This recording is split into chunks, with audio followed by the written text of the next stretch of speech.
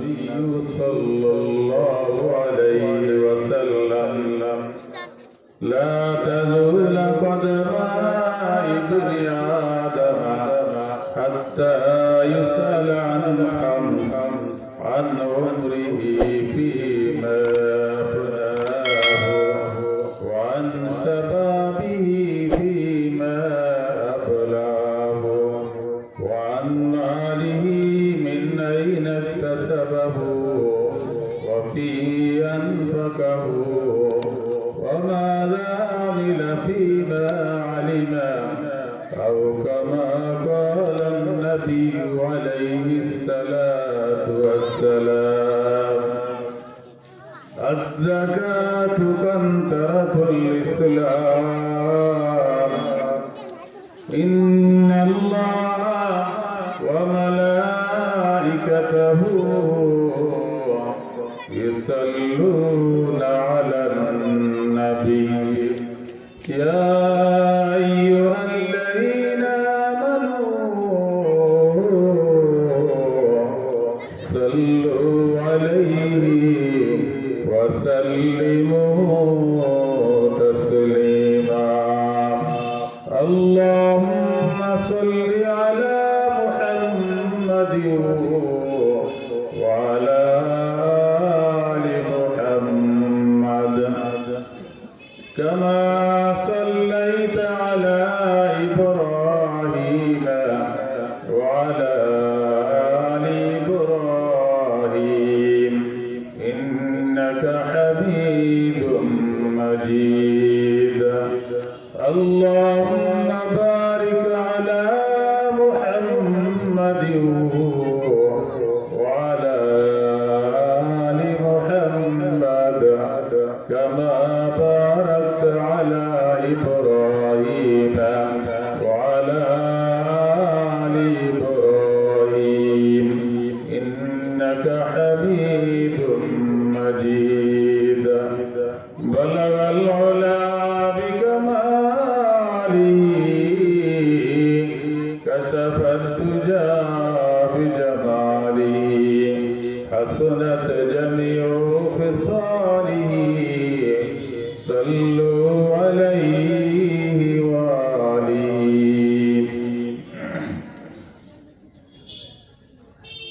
ঐতিহ্যবাহী জামিয়া ইসলামিয়া হুসাইনিয়া রহমতপুর চেঙ্গাটা মাদ্রাসা এতিমখানা কর্তৃক আয়োজিত আজকের 50তম বার্ষিক ইসলামী মহাসম্মেলনের সম্মানিত সভাপতি জনাব আলহাজ হাবিবুর রহমান সাহেব, সভাপতি অত্র মাদ্রাসা। আজকের এই মাহফিলে আমন্ত্রিত হযরত উলামা ইকরাম, অত্র মাদ্রাসার সম্মানিত আসাতাযা ইকরাম, বিভিন্ন এলাকা থেকে আগত মেহমানবৃন্দ, অত্র মাদ্রাসার সকল তালিবুল ইলম, পর্দার আড়ালের সম্মানিত শ্রোতা মা বোনেরা, দীর্ঘ 1 বছর ঘুরে আমাদের মাঝে আবার ফিরে এলো ওই 7-8 ফেব্রুয়ারি। আজকে 7 ফেব্রুয়ারি এই মাহফিলের 51তম আজকে প্রধান অধিবেশন। সালাতুল আসর বাদ আসর, আসর নামাজ বাদ আমরা দ্বীনি মাহফিলে জান্নাতি বাগানে আসার বসার যে মালিক তৌফিক দান করলেন, ওই মালিকের দরবারে শুকরিয়া দান করছি আলহামদুলিল্লাহ। সকলে উচ্চ আওয়াজে বলি আলহামদুলিল্লাহ।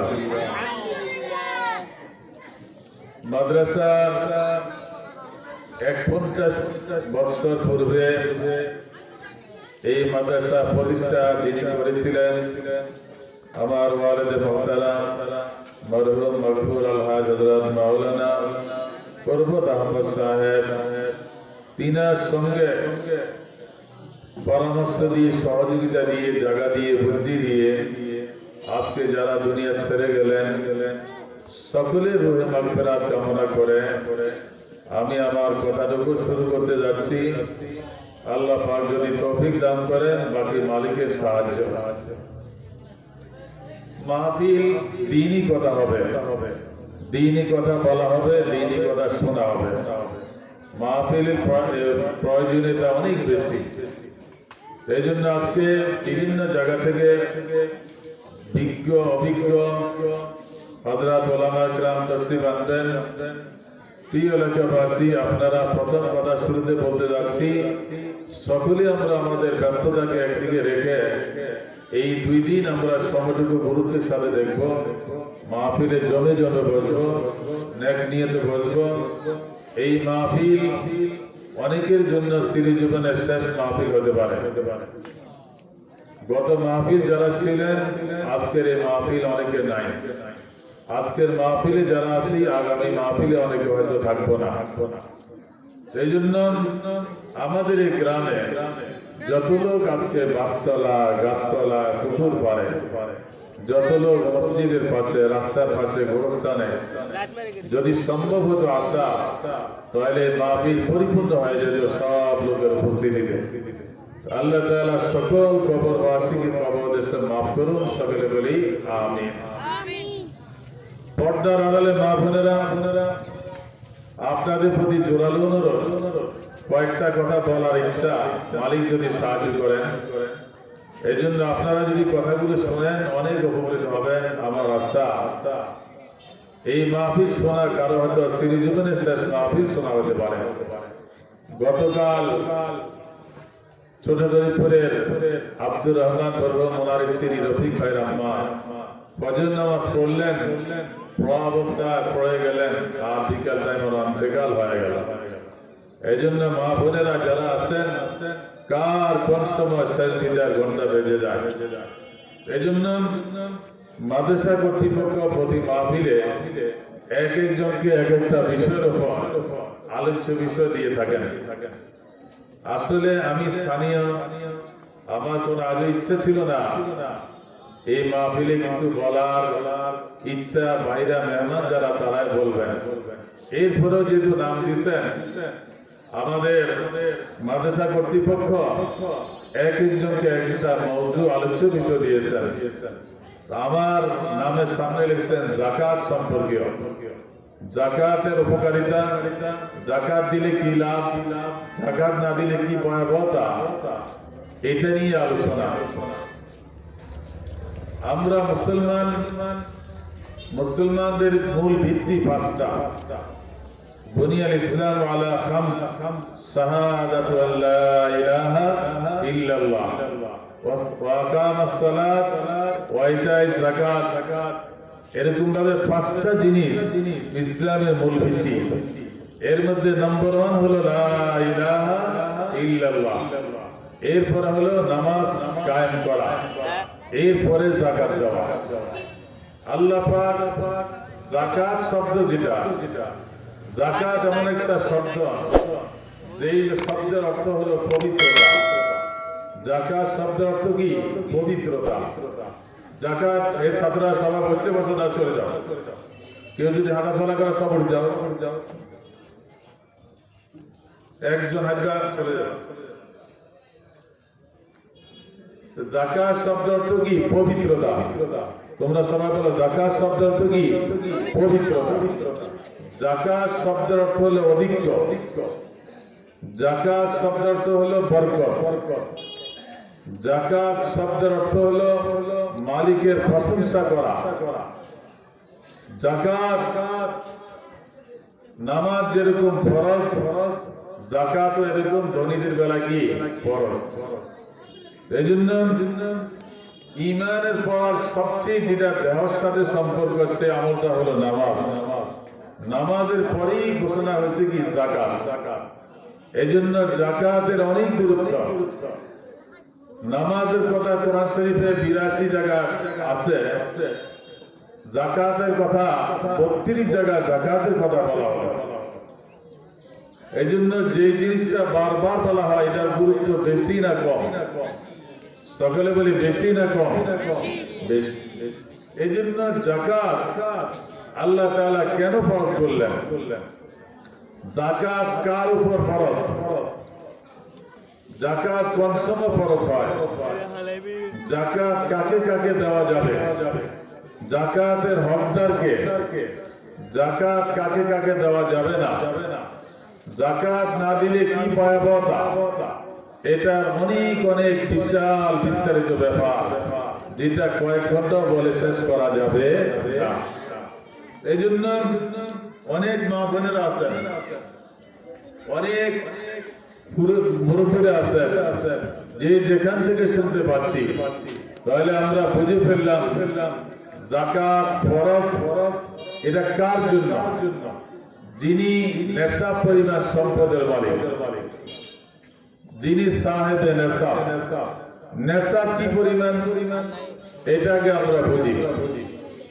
নেশাব হলো কেউ যদি 7.5 তোলা স্বর্ণ, মা বোনেরা কথাটা বুঝবেন, কেউ যদি 7.5 তোলা স্বর্ণ বা তার উপরে কারো কাছে 1 বছর স্থায়ী থাকে, তাহলে সেই নেশাব যার কাছে থাকবে সেই সাহেবে নেশাব, তার উপর জাকাত কি ফরজ।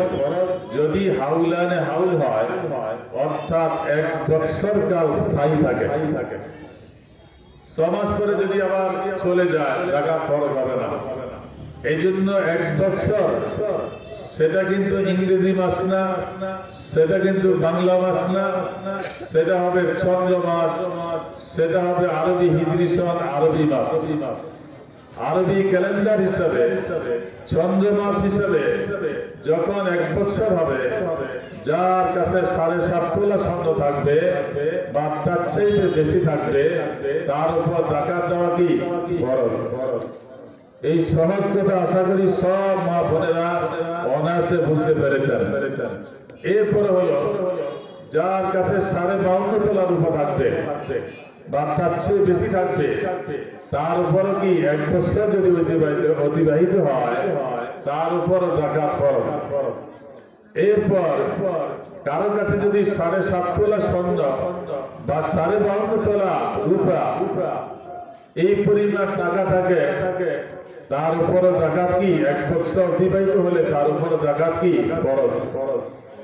এরকম ভাবে কারো কাছে এত টাকা নাই, কিছু স্বর্ণ আছে, কিছু রূপা আছে, কিছু টাকা আছে, ব্যবসায়ী পণ্য আছে, ক্যাশ ক্যাবিনের টাকা আছে, সব মিলেই যদি এই পরিমাণ হয় আর 1 বছর যদি তার কাছে স্থায়ী থাকে, তাহলে তার উপর জাকাত কি ফরজ।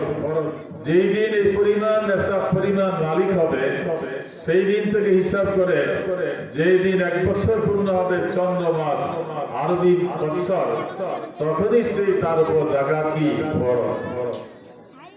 জাকাত কেন মালিক ফরজ করলেন? যে আল্লাহ তাআলা জাকাত ফরজ করছেন, দুনিয়ার মধ্যে একদল লোক টাকার পাহাড় বাঁধবে, গরিব অনাহারী অভাবী ফকির মিসকিন ক্ষুধার্ত থাকবে, বস্ত্রহীন থাকবে, অভাবের কারণে কষ্ট পাবে। এই জন্য আল্লাহ তাআলা যাকাতকে ফরজ করছেন। আল্লাহু আকবার।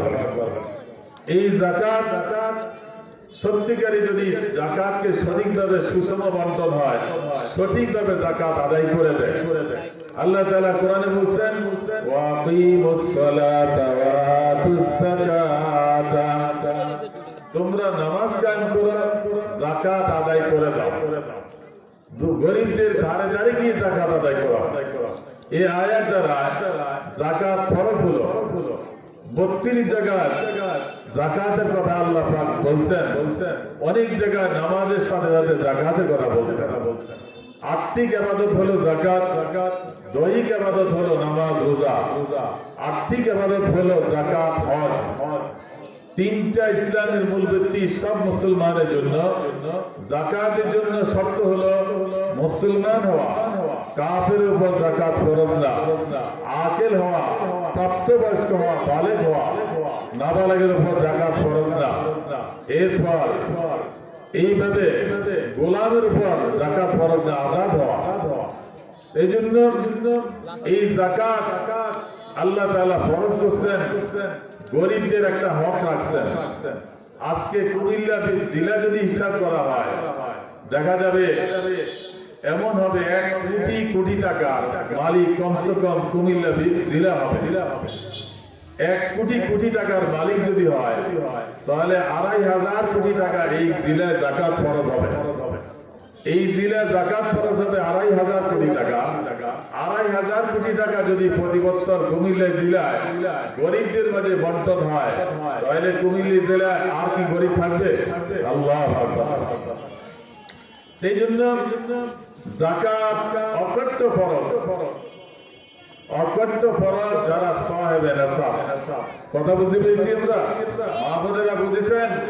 অনেকের বিধি স্বর্ণ আছে 10 ভরি 12 ভরি ফেলে রাখছেন, কোনদিন চিন্তাও করেন নাই। আপনি তো ভাবছেন এটা স্বর্ণ না, এটার আবার কিসের জাকাত? কিন্তু দেখা গেল স্বর্ণ যদি হয়ে গেছে আপনার উপর প্রতি বছরের জাকাত ফরজ। এই জন্য এই জাকাত দেওয়া কি ফরজ। এই জাকাত দিলে কি লাভ হবে? মুসলমান পরস্পর সহানুভূতি হবে, মুসলমানদের প্রতি আপনতা হবে, সহযোগিতার হাত বাড়াবে। এই জন্য বলতেছিলাম যে যাকাত অকট্য ফরজ। এই ফরজ যারা আদায় না করবে, যাকাত দিলে কি হবে? যাকাত ও কান্তারাতুল ইসলাম। যাকাত হলো মজবুত একটা মজবুত একটা সিঁড়ি বা মজবুত একটা পুল বলি, ব্রিজ বলি, এরকম মজবুত একটা ব্রিজ যদি হয় তাহলে ওই পার যাওয়া সহজ হবে। আমরা সকলে বসে পড়ি, যারা আসছি বসে পড়ি, আসতে ইনশাআল্লাহ মাশাআল্লাহ। আসছেন অনেকে আলহামদুলিল্লাহ। তো যাকাত একটা মজবুত সিঁড়ি। সিঁড়ি যত মজবুত হবে তার গন্তব্যস্থলে পৌঁছা তত কি সহজ হবে। এই জন্য যাকাত অকট্য ফরজ। এই ফরজকে যারা আদায় করবে তাদের জন্য মজবুত একটা সিঁড়ি হবে। আল্লাহু আকবার। যাকাত যারা দিবে, যাকাত শব্দ যাকাত যারা দিবে তাদের ধনে বৃদ্ধি হবে, বরকত হবে। যাকাত দিতে পেরে শুকরিয়া আদায় হবে। এবং যারা যাকাত দিবে সুদ ঘরে ঢুকে অভ্যর্থনা দিয়ে ধনকে কেড়ে নেওয়ার জন্য, আর যাকাত বের হয় ধন সম্পদকে অভ্যর্থনা দিয়ে আপনার ঘরে পৌঁছাবার জন্য। আল্লাহু আকবার। এই জন্য বলা হয় কেউ যদি যাকাত দেন, যাকাত দিলে কেউ যদি যাকাত দেয়, মান আদ্দা যাকাত মালিহি, যাকাত দিলে ফাকাদ যাহাবা আনহু শাররু, তার যত মুসিবত যত পেরেশানি সব কিছু যাকাত দ্বারা কি হয়? দূর হয়। অনেক সম্পদের পাহাড় গড়ায়, যাকাত দেয় না। দেখা গেছে ছেলে বাবায় তিক্ততা সৃষ্টি হয়, বাবা ছেলে মান সম্মান নিয়ে প্রশ্ন হয়, ভাই ভাই রক্তাক্ত হয়। এই জন্য যে বাবা বা যাকাতের হিসাবকে পুঙ্খানু করে দিবে ওই সম্পদের মধ্যে শান্তি হবে, কোনদিন অশান্তি হবে না। ঠিক কিনা বলি? এই জন্য সম্পদ কারো উপকারে আছে, সম্পদ কারো জীবন প্রাণ নাশের হুমকি হয় না। কথা ঠিক কিনা বলি? এই জন্য যাকাত যারা দিবে, আল্লাহু আকবার, ইন্না সাদাকাতা তাকাফি কাফির রহমান কাবলান তাকাফি কাফিল ফাকির। কেউ যদি গরিব মিসকিন ভাঙ্গা বাসন কারো হাতে টাকা দেয়, পয়সা দেয়, কোনো কিছু দেয়, বা তার গরিবের হাতে পৌঁছার আগে আগে সন মালিকের দরবারে পৌঁছে যায়, মালিকের হাতে পৌঁছে যায়। সুবহানাল্লাহ। তাইলে যাকাত দিলে লাভ কি? সাদকা দিলে লাভ কি? আল্লাহু আকবার। বনি ইসরাইলের একজন মেয়ে রুটি বানাইছিল। রুটি বানানোর পর গরম রুটি একজন ভিক্ষুক এসে বলল, মা আমাকে কিছু দিবেন? ওই মেয়েটা গরম রুটিটা গরিবের হাতে দিয়ে দিল। দেওয়ার পর বাবা এসে দেখে রাগান্বিত হয়ে মেয়েকে এমন ভাবে কূপ দিলেন, মেয়েকে এমন ভাবে কূপ দিলেন, হাত কেটে পড়ে গেল। হাত কেটে পড়ে যাওয়ার পর মেয়ে কত অশান্তি, একটা হাত কেটে গেল। অপরাধ কি ছিল? একটা গরম রুটি দিয়ে দিল ভিক্ষুককে, বাবা নিজে হাত কেটে দিলেন।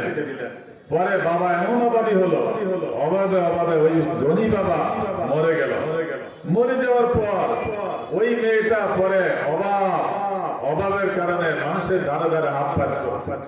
হাত পাততে পাততে এমন এক ঘরে গিয়ে ফুসলো, একজন মহিলা ওই মেয়েকে দেখে দেখলো এত সুন্দর সুশ্রী এমন একটা মেয়ে, মেয়েকে প্রস্তাব করলেন, ও মেয়ে, আমার একটা উপযুক্ত ছেলে আছে, এই ছেলের জন্য তোমাকে বিয়ে করাতে চাই, তুমি যদি রাজি থাকো, সম্মতি থাকো। মেয়ে বললেন, আমি রাজি, আমি একমত। তখন ছেলেকে প্রস্তাব করলেন, ছেলেও রাজি হলো। মেয়ের রূপ দেখে স্বামী স্ত্রী যখন হয়ে গেল, বিবাহ সম্পূর্ণ হলো। হওয়ার পর খেতে বসছে, স্বামী স্ত্রী একসাথে বসছে খাইতে, মেয়েটা বাম হাত দিয়ে খাওয়া শুরু করলো। স্বামী রাগ হয়ে গেল, তুমি বাম হাতে খাও, ডান হাতে কেন খাও না? গরিবের যা বুঝি অবস্থা, তোমার রূপ দেখে সুন্দর দেখে বিয়ে করলাম, বাম হাতে কেন খাও, ডান হাতে খাও। মেয়েটা আবার বাম হাত দিল, অর্থাৎ স্বামীকে দেখাইলো না যে ডান হাত নাই। এমন যখন ইতস্ত করতেছিল, গাইবি একটা আওয়াজ আসলো, ও মেয়ে, তুই মালিকের সন্তুষ্টির জন্য গরম রুটিটা দেওয়ায় তোর আপন বাবা তোর হাত কেটে দিল, তুই মালিকের খুশির জন্য এটা দান করলি, যা যা তোর ডান হাতটা বাড়াই দে, আমি আল্লাহ তোর হাতটাকে আগের মতোই করে দিলাম। আল্লাহু আকবার। তাইলে দান করা দ্বারা কি লাভ? এই জন্য দানের হাত, ইয়াদুল উলিয়া খায়রুম মিন ইয়াদিস সুফলা, উপরের হাত উত্তম নিচের হাতের চাইতে। নিচের হাত হাত বিছায় আর উপরের হাত কি দান করে। এই জন্য আমরা সবসময় মনে নিতে হবে যে আমি দান করবো ইনশাআল্লাহ। আল্লাহ তাআলা এই দান করা দ্বারা কত আরো ফায়দা, এরপর আরো কত কথা।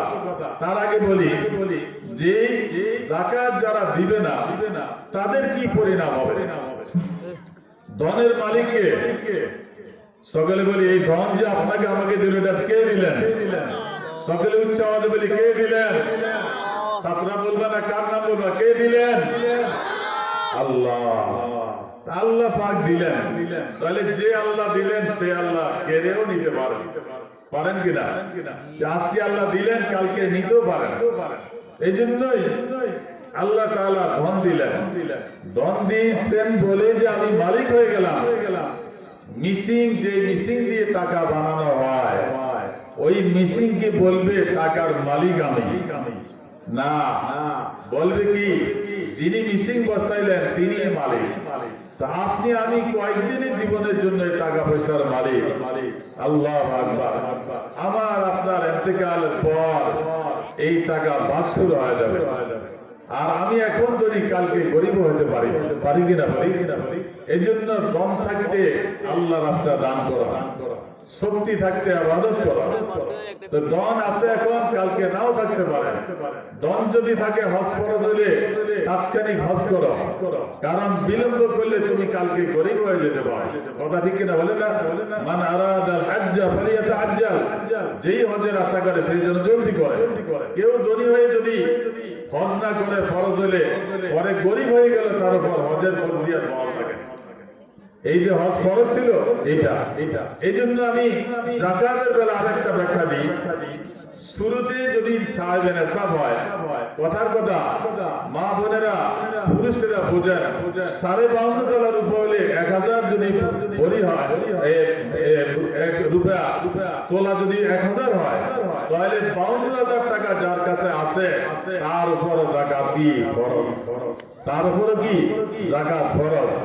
এখন বৎসরের শেষ যদি মাঝখানে যদি কমেও যায়, বৎসরের শেষ যদি নেশাব পরিমাণ হয়, তার উপর যাকাত ফরজ।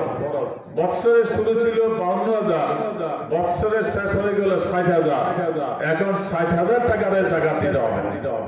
জামার শুরুতে ছিল 52,000, মাঝখানে শেষ হলে 60,000, 8,000 টাকা যাকাত কেন দিব আমি? না, ওই 60,000 টাকার যাকাত দিতে হবে।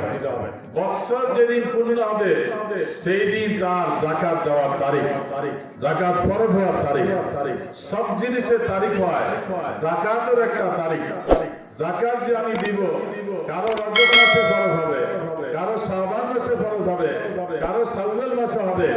এই শাওয়াল মাসে 10 তারিখ যদি নেশাব পরিমাণ হয়, প্রতি বছর এই পরিবার সম্পদ থাকলে প্রতি বছর তার উপর শাওয়াল মাসের 10 তারিখে যাকাত দেওয়া কি ফরজ।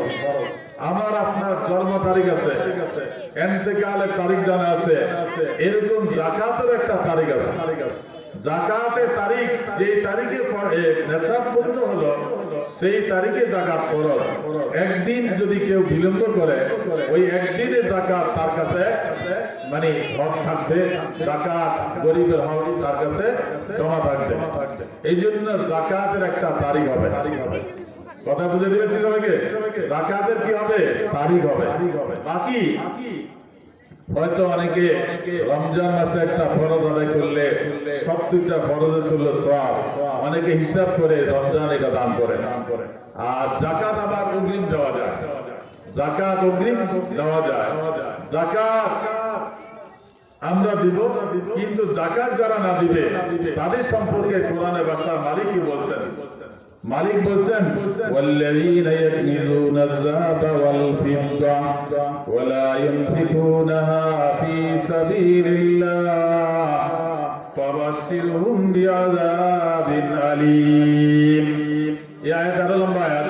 এই আয়াতে আল্লাহ তাআলা বলছেন যারা স্বর্ণ রূপা অর্থাৎ সম্পদকে জমায় রাখে, যাকাত দেয় না, ওয়ালা ইউনফিকুনা ফী সাবিলিল্লাহ আল্লাহর রাস্তায় যাকাত দেয় না আল্লাহ সন্তুষ্টির জন্য, তাদের জন্য কঠিন যন্ত্রণাদায়ক শাস্তির সুসংবাদ দিয়ে দেন।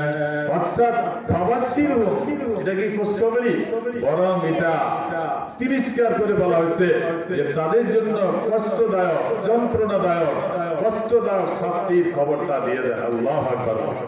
এই জন্য বলা হয় যারা যাকাত দিবে না এই সম্পদকে জাহান্নামের আগুন দিয়ে জ্বালানো হবে, তপ্ত করা হবে। ওইটা দিয়ে কুফালে, ডাইনে বামে পিছনে ঢুকে এগুলা কি দাগ দেওয়া হবে। এরপরে বলা হবে কুফালে কেন দিবে? সর্বপ্রথম কুফাল কেন বলল?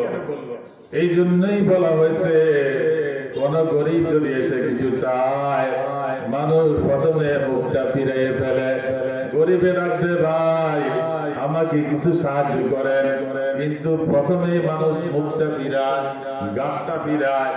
এই জন্য বলা হয় ওই গাঁটটা কপালটা ফিরাইছো, আজকে প্রথম দাগটাই কপালে দেওয়া হবে, পিঠে দেওয়া হবে, সামনে দেওয়া হবে, ডানে দেওয়া হবে, বামে দেওয়া হবে, পায়ে দেওয়া হবে। আর বলা হবে জমা করে রাখছো, মালিকের হুকুম মতো যাকাত দেওয়া নাই, আজকে তোমার ধন সম্পদকে জাহান্নামের আগুন দিয়ে জ্বালানো হলো, আর এটাকে দিয়ে তোমাকে দাগ দেওয়া হবে। এমন বিপদ কে কায় দেয়? এমন বিপদ কে হাতে ক্রয় করে? এই জন্য আমরা সকলেই যাকাত দিয়ে দিব ইনশাআল্লাহ। রাজি আছেন সবাই?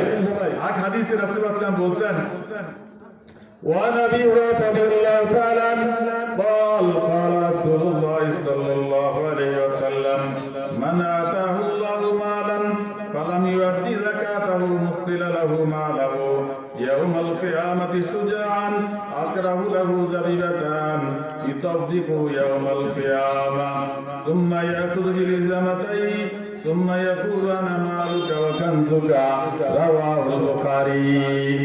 আল্লাহ হাবিব প্রিয় নবী মুহাম্মদ রাসূলুল্লাহ সাল্লাল্লাহু আলাইহি ওয়াসাল্লাম বলেছেন যাদেরকে আল্লাহ ধন সম্পদ দিয়েছেন যাকাত দেয় নাই, ওই যাকাত না দেওয়ার কারণে এই সম্পদকে বিষাক্ত সাপ বানানো হবে। ওই বিষাক্ত সাপ তার গলা ফেসাইয়া ধরিয়া তাকে গালের মধ্যে এভাবে দংশন করবে, দংশন করে বলতে থাকবে আমি তোমার সিন্দুক ভরা টাকা, আমি তোমার ব্যাগ ভরা টাকা দুনিয়ার বুকে জমাইছো, আল্লাহর হুকুম ছিল যাকাত দেওয়া, যাকাত দাও নাই, আজকে তার স্বাদ গ্রহণ করো, মজা খাও, মজা খাও, মজা খাও, টাকা টাকা জমায় রাখছিলা, তোমার জমানো টাকা ছেলেরা ভাগ করে নিয়েছে, তুমি খালি পেটে হাত চলে আসলা, আজকে তার মজা ভোগ করো। এই জন্যই যাকাত যারা দিবে না তাদের জন্য এই টাকাটা হবে বিষাক্ত সাপ। কে বলছেন? আপনার আমার প্রিয় নবী জনাব মুহাম্মদুর রাসূলুল্লাহ সাল্লাল্লাহু আলাইহি ওয়াসাল্লাম। তাইলে মা বোনেরা, আজকে যারা আসছেন সকলের জেনে এইটা, যাকাত যদি আমি না দিই বিষাক্ত সাপ হবে আমার সম্পদ। কথা ঠিক কিনা? রাসূল যা বলছেন মিথ্যার কোন আশ্রয় আছে? সন্দেহের কোন আশ্রয় আছে? নাই। এই জন্য বলতেছিলাম রাসূল আকবার সাল্লাল্লাহু আলাইহি ওয়াসাল্লাম তিনি বলেছেন দুনিয়ার বুকে রিজিকের অভাব পড়ে একমাত্র কারণ বৃষ্টি বন্ধ হওয়ার কারণে। ওই বৃষ্টি বন্ধ হয় যখন যাকাত ফরজওয়ালারা যাকাত দেওয়া বন্ধ করে দেয়। যাকাত বন্ধ করে দিলে আল্লাহ বৃষ্টিও বন্ধ করে দেন, বৃষ্টিও কি বন্ধ করে দেন। এই জন্য এই হাদিসে মা তুরিবা মালুন ফি বাররিন ওয়ালা বাহরিন ইল্লা বিহাবসিজ যাকাত, রাওয়াহু তিবরানি। এরপরে এক হাদিসে বলছেন কোন জলভাগে স্থলভাগে কোন জায়গায় যত ধন সম্পদ নষ্ট হয়, ওই নষ্ট হওয়ার একমাত্র কারণ যাকাত না দেওয়া। আল্লাহ রাসূল বলছেন যারা যাকাত দিবে তাদের সম্পদ আগুনে পড়বে না, চোরে ডাকাতে নিবে না, পানির অতল দেশও ডুববে না, পানির তলেও ডুববে না, চোরে নিতে পারবে না, আগুনও পড়বে না। যারা সঠিকভাবে যাকাত দিয়ে দিবে, যাকাত দিলে এরকম কি হবে? চোরে নিতে পারবে না। ওই মালটা কি হয়ে গেল? পবিত্র হয়ে গেল।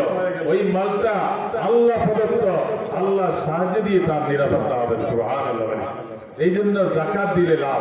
একটু আগে বলছিলাম সম্পদ সুদ আসে অভ্যর্থনা দিয়া সম্পদকে নেওয়ার জন্য, আর যাকাত বের হয় কেউ নেই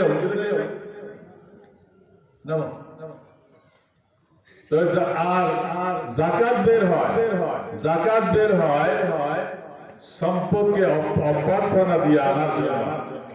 যারা যাকাত দেয়, দেখা গেল ব্যবসা করে চাউল আনলো ঘরে 100 বস্তা, এখন কিনছে কথা 2000 টাকা করে, ঘরে আনা মাত্র এটা দাম উঠে গেছে 2400 টাকা। এরকম ভাবে আল্লাহ তাআলা বরকত দিয়ে দেন। এই জন্য আমরা যাকাত দিব। এরপর আসি আল্লাহ রাসূল বলছেন বা কিতাবে ধর্মীয় চেতনা, ধর্মীয় অনুভূতিতে আমরা সকলে একযোগে স্বীকারোক্তি এই দুনিয়াটা হলো একটা পরীক্ষার জায়গা।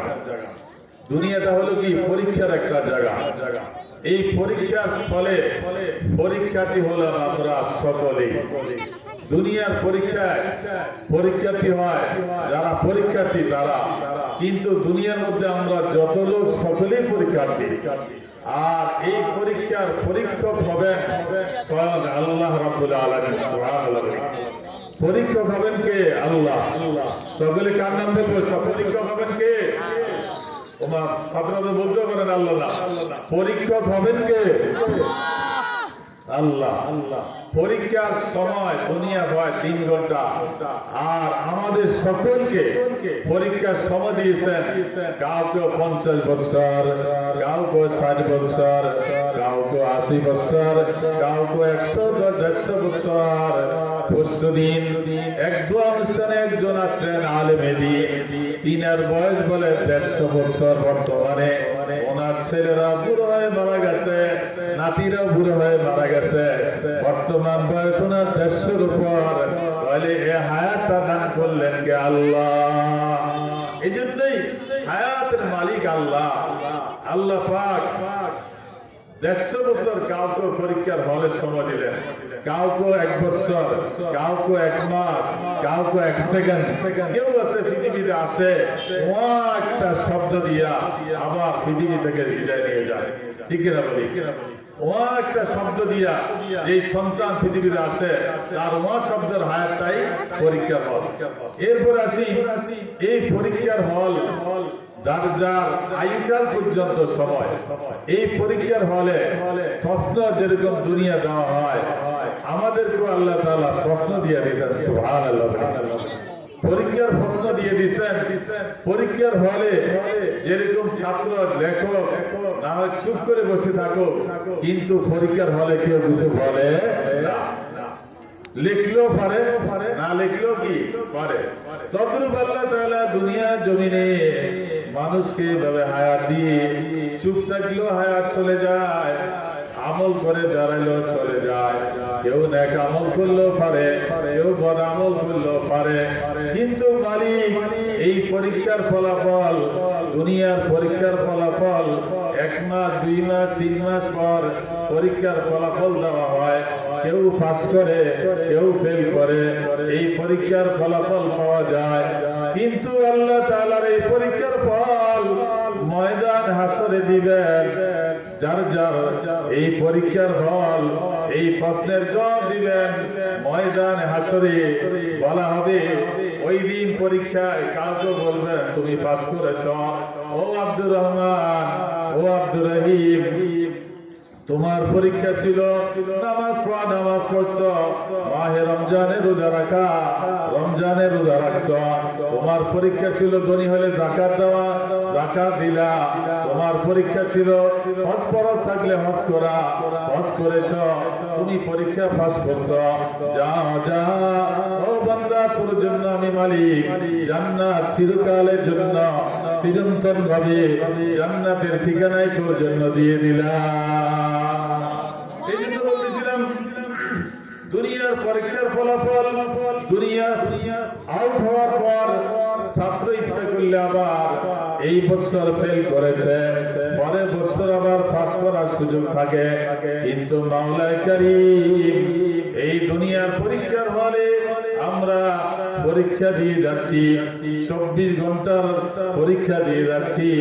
24 ঘন্টার জীবনে কয়টা নেক কামাই করলাম, কয়টা বদ আমল হলো, এরকম পরীক্ষা দিয়ে যাচ্ছি। 70, 80, 90 বছর পর হঠাৎ মৃত্যুর ঘন্টা বেজে যাবে, বিদায়ের ঘন্টা বেজে যাবে।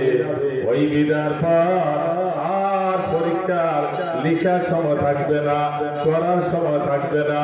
দুনিয়া পরীক্ষা ফেল করলে আবার পরীক্ষা দ্বিতীয়বার পরের বছর দেওয়ার সুযোগ হয়। কিন্তু ময়দানে হাসরে কেউ যদি পরীক্ষা ফেল করে, তার দ্বিতীয়বার পরীক্ষা দেওয়ার আর কোনো সুযোগ থাকবে না। এই জন্যই পরীক্ষা যাতে আমরা পাস করি, পরীক্ষায় যাতে আমরা উত্তীর্ণ হই, এমন পরীক্ষা যেটা মালিক বিন্দু মাত্র অনুপরিমাণ কারণ এক বাদে যাবে না, কারণ একটাই অনুপরিমাণ গুনাহ বাদ পড়বে না।